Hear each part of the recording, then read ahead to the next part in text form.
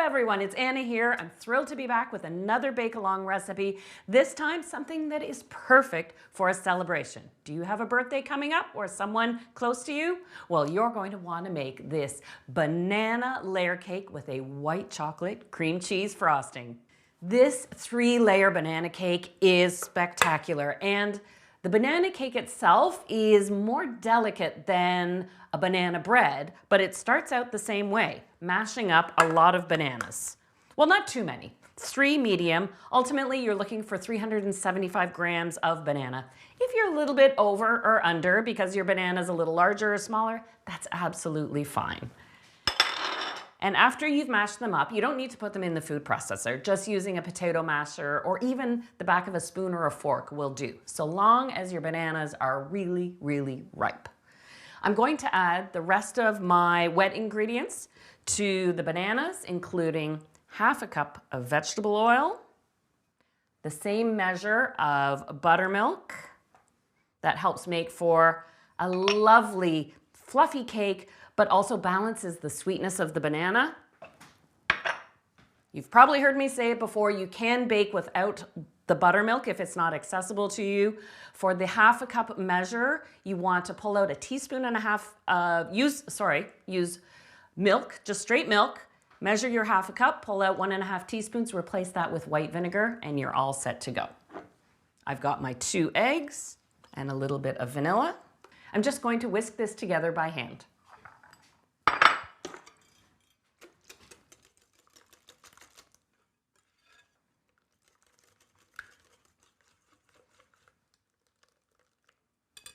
And I can set that aside. This just makes easier blending at the end of the process. I'm going to use a piece of parchment paper instead of sifting right into the mixer. For this recipe, I did say this banana cake is a little more delicate than banana bread, and it's also lighter in color. To get that lighter, cakier texture, well, I'm using cake and pastry flour. It's ground a little finer, and it's a lower protein, so you get a really nice tenderness to this banana cake. I'm also including as I sift. And for the leaveners, I've got a combination of baking powder and baking soda. Now that's a key difference when it comes to the banana bread compared to this banana cake. A banana bread typically has just baking soda, and that is what makes banana bread get that dark color to it, where if you use the majority of baking powder, it stays a nice lighter color. Additionally, I've got a little salt and a touch of cinnamon too. The cinnamon doesn't overwhelm the cake, it just adds depth and dimension. I'll give this a quick sift.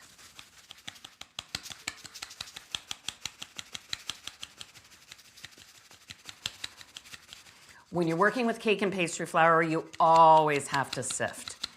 Look, you can see as I'm getting close to the bottom, look at all those lumps that are left in the cake and pastry flour. You can just push those through.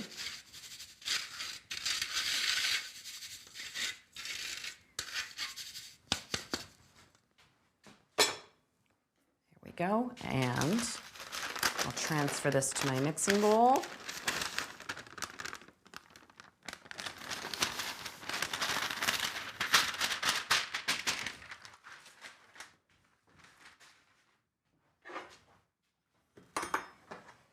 And now I'll add the banana mixture. Of course, you can use electric beaters if you prefer with this recipe, but I do like to use a bit of power. To whisk it by hand, you don't get quite the volume you need for this cake batter recipe. So just for about 60 seconds, I'll start on low and then increase the speed to medium. Better get that last bit of flour in there.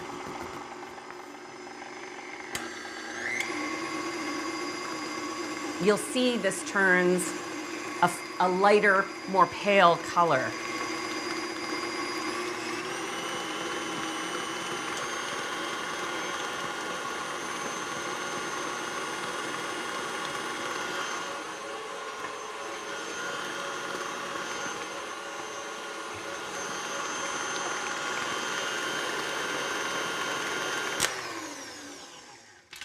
there we go.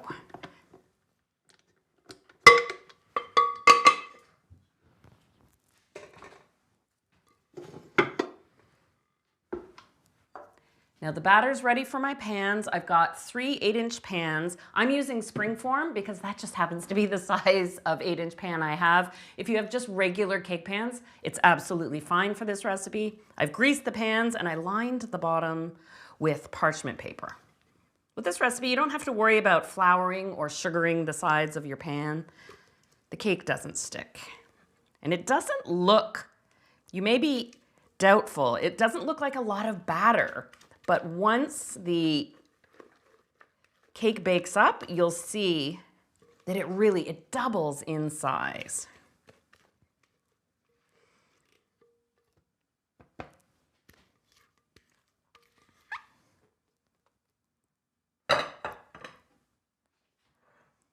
There we go. I've preheated my oven to 350 and these cake layers take about 30 minutes to bake. When you insert a skewer in the center and it comes out clean of any crumbs, you know you're all set.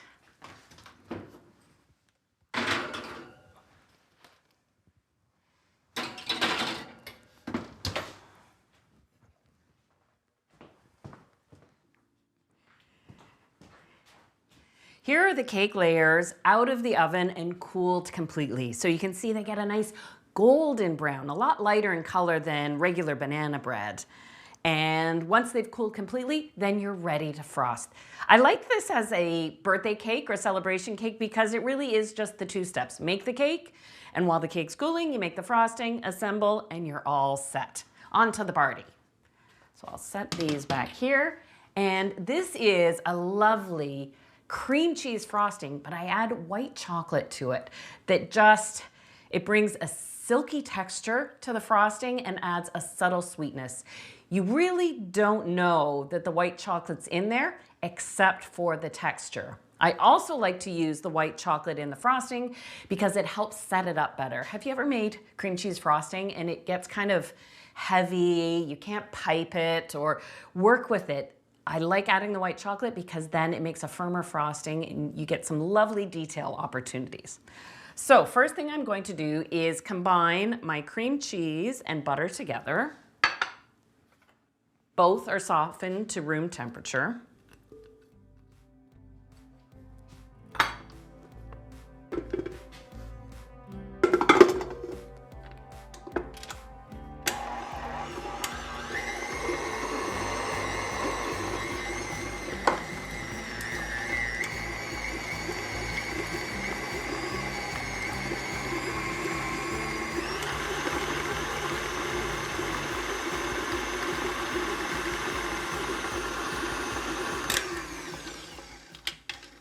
Not a whole lot going on here, but once I add the icing sugar, things change. Now this is the full measure of the icing sugar, but I'm only going to add half right now.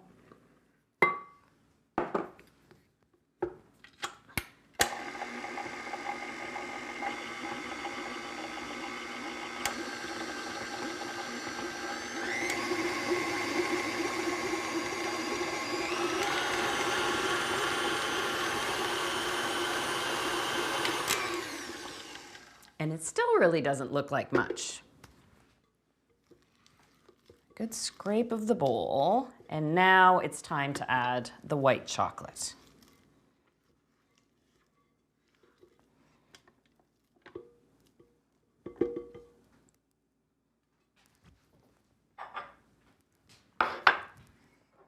I hope you don't mind, but I already went ahead and melted the white chocolate. So you can do this in the microwave or on a water bath, a pot with an inch of water boiling with a bowl on top of it.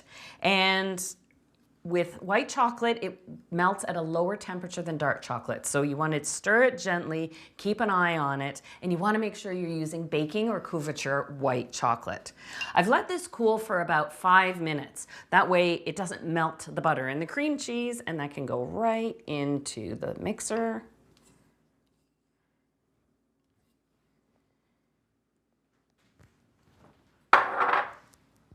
And I'll add the vanilla while I'm at it. And this will loosen up the frosting very quickly. and smooth it out.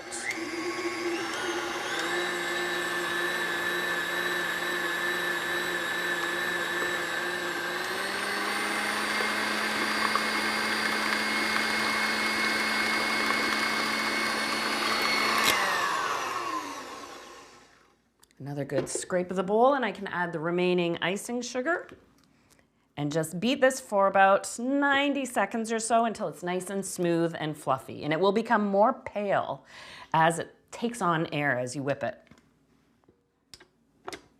Though I do recommend using the paddle attachment, not the whip attachment. Just for those early stages of whisking, you'll end up with clumps of butter or cream cheese stuck in your whip attachment.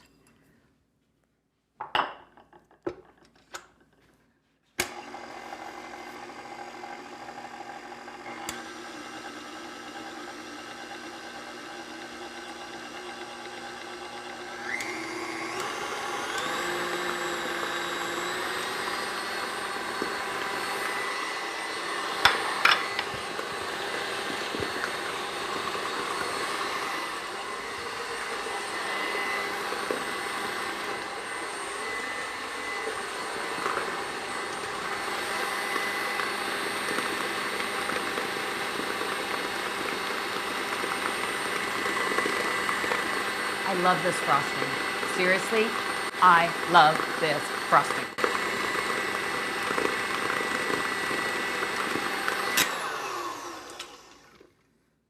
Oh, look at that volume you get and that beautiful, bright, fluffy color and so much more structure than a traditional cream cheese frosting. Need to make a little space here, just so I'll have my elbows out for a few minutes decorating this cake.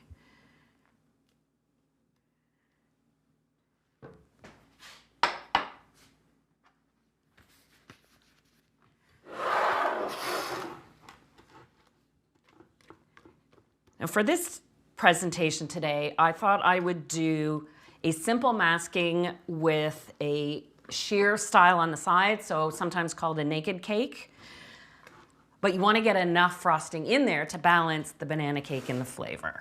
So I've got a cake wheel here, or if you use a relatively flat plate.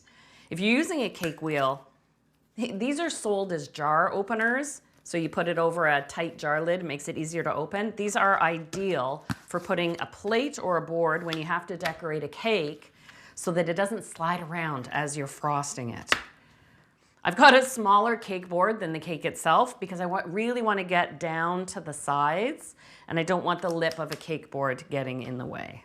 So make sure you peel the parchment off the bottom of the cake.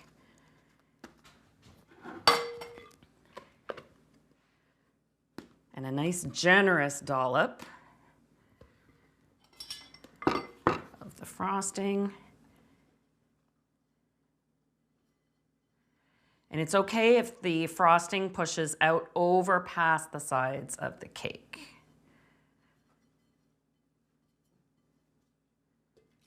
There's a little piece of undermixed butter in there. Goodbye.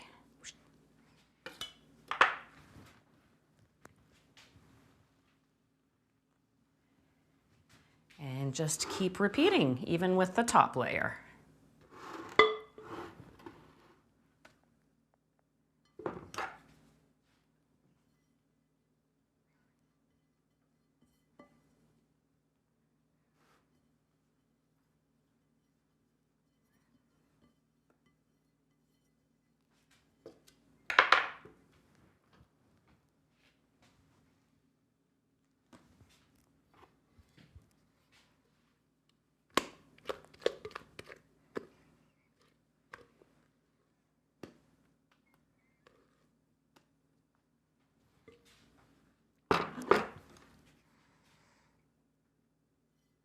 This frosting recipe makes enough to fully cover the cake if you want, but you won't have excess for too much piping detail.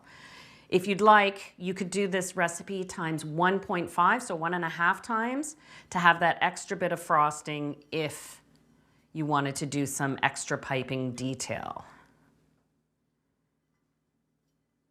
Because I'm doing a naked style cake, I'm going to pull off excess frosting.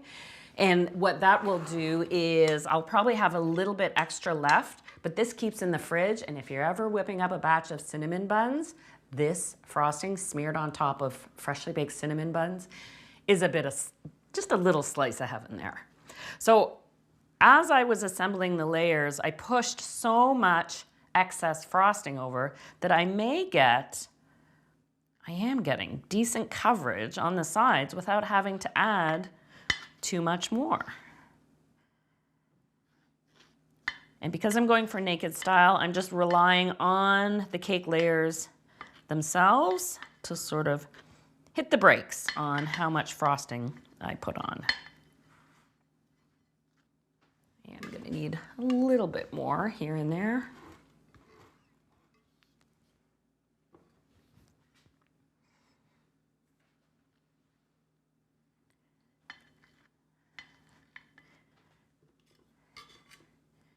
I'm just taking a moment just to go right down to the bottom of the cake.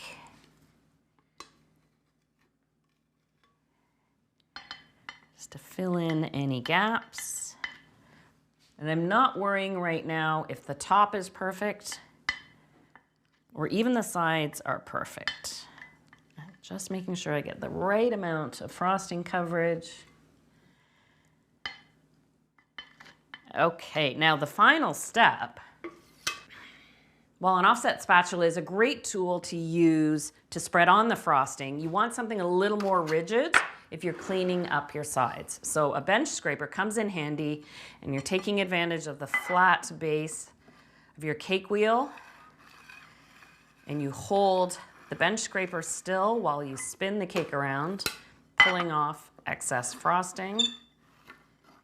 And I don't know if you can see, I've got the bench scraper kind of locked against the base of the cake wheel right down here. So I know it's staying perpendicular.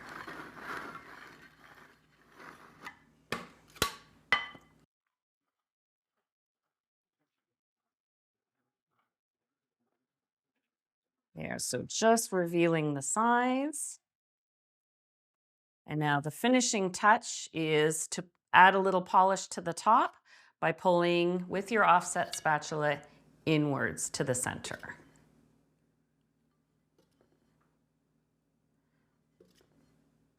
You can really sense how that addition of the white chocolate to the cream cheese frosting gives you a nice smooth texture, not too many air bubbles, and a nice set. I do like to add a little bit of white chocolate to my Swiss buttercream too sometimes when I really need it to be fine. All right, that is a beautiful, simply decorated cake. If you wanted the full coverage and to put on sprinkles and pipe details, well, I leave that up to you. You are such creative bakers, and I love to hear about what you create. In the meantime, this has to chill before you cut it. So I'm just gonna go pop this in the fridge. I'll be right back.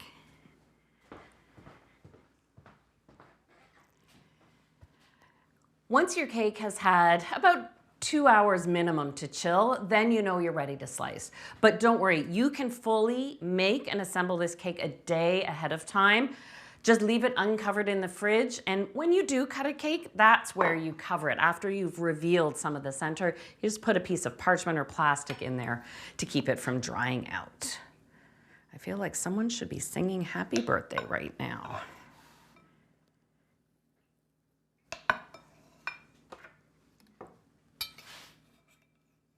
This is such a tender, delicate cake with that right balance of frosting. And you can see the nice light color on the interior of the cake. I know you'll be asking, oh, could I put chocolate chips in the cake? Could I put walnuts in the cake? Could I put pecans? Yes, yes, and yes. If you're going to put walnuts or pecans, I do recommend toasting them lightly, about 10 to 12 minutes in a 350 oven. Let them cool before you stir them into the batter. But now you've got a treat of a celebration cake. Let me turn this towards you so you can see the inside. Absolutely fabulous. You've got a nice crumb structure to the cake. Not too many big holes, delicate. That's the cake and pastry flour at work. and then combined with that not too sweet frosting, how delicious. I thank you once again for joining me. Yet again, another delicious bake-along, this one a little fancier. Now you're all set to make a celebration cake, and I hope you feel the joy when it comes to making something yourself and sharing it with those you love. That is really the true spirit of baking. You bakers are great. I'll see you again for another bake-along.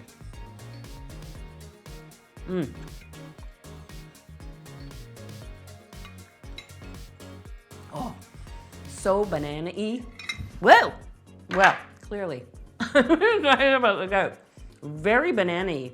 And I forgot to mention that the white chocolate, because it's slightly warm, helps to dissolve the icing sugar, so you don't get that grittiness in the frosting. It's creamy and fluffy and light. And do I have banana cake everywhere? Possibly. I have to go do laundry. Bye, everyone.